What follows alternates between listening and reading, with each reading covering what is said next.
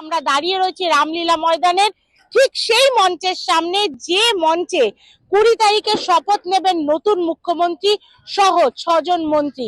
এই মঞ্চে যেখানে আপনারা দেখতে পাচ্ছেন মোটা মোটা ইস্পাতের পাত দিয়ে মঞ্চ তৈরি করা হচ্ছে, কারণ প্রধানমন্ত্রী নরেন্দ্র মোদী, কেন্দ্রীয় স্বরাষ্ট্রমন্ত্রী অমিত শাহ, প্রতিরক্ষা মন্ত্রী রাজনাথ সিং সহ কেন্দ্রীয় মন্ত্রিসভার একাধিক মন্ত্রীরা যেমন এই অনুষ্ঠানে উপস্থিত থাকবেন, ঠিক তেমনই বিজেপি শাসিত সকল রাজ্যের মুখ্যমন্ত্রীদেরও কিন্তু নিমন্ত্রণ জানানো হয়েছে এই অনুষ্ঠানে উপস্থিত থাকার জন্য।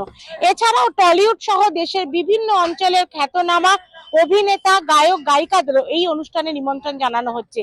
একই সাথে দিল্লির বিভিন্ন প্রান্তের যে জনগোষ্ঠী আছে বা অধিবাসীরা রয়েছে তাদেরকেও কিন্তু এই অনুষ্ঠানে আমন্ত্রণ জানানো হয়েছে।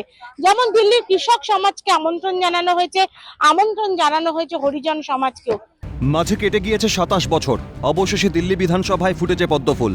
স্বভাবতই অষ্টম দিল্লি বিধানসভার শপথ গ্রহণ সাড়ম্বরে করার পরিকল্পনা ছিল বিজেপির, কিন্তু কোথায় হবে শপথ গ্রহণের অনুষ্ঠান তা নিয়ে ছিল টানাপোড়েন।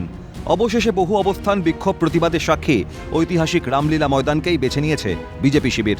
আগামী 20 তারিখ এখানেই হবে নতুন মুখ্যমন্ত্রী এবং নতুন মন্ত্রিসভার শপথ গ্রহণের অনুষ্ঠান। ডাম্পিং এর কাজ যেমন চলছে, অর্থাৎ বড় বড় যে খানাখন্দ ছিল সেইগুলোকে ভরাটের কাজ যেমন চলছে, তেমনি তাঁবু তৈরি করা হয়েছে এবং পুলিশ আধিকারিকরা, দিল্লি পুলিশের আধিকারিকরা নিযুক্ত হয়েছেন এখানে সুরক্ষার কাজে, নিরাপত্তার কাজে।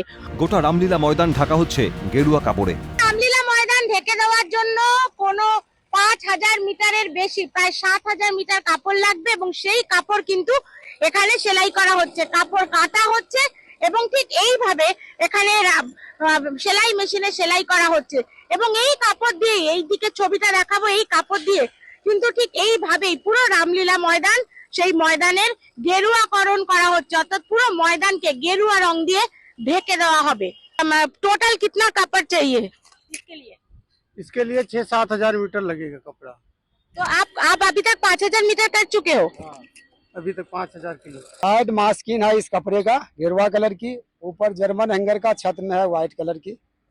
हाँ, और सारा सेटिंग, सोफा कुर्सी सब सेटिंग हो रहा है। और कितना कापड़ चाहिए पूरा रामलीला? ये कापड़ लगभग में 30,000 मीटर है और व्हाइट कापड़ लगभग में 25,000 मीटर है। এই রামলীলা ময়দানেই আন্না হাজারের সঙ্গে অনশন করেছিলেন অরবিন্দ কেজরিওয়াল। এই ময়দান থেকেই তার উত্থান, তাই মুখ্যমন্ত্রী হিসেবে রামলীলা ময়দানেই শপথ নিয়েছিলেন কেজরিওয়াল। এবার দিল্লি বিধানসভায় পরাজিত কেজরিওয়ালও, তাই সেই রামলীলা ময়দানেই নতুন মন্ত্রিসভার শপথের অনুষ্ঠান করে কি কেজরিওয়ালকে কোনো বার্তা দিতে চাইছে বিজেপি?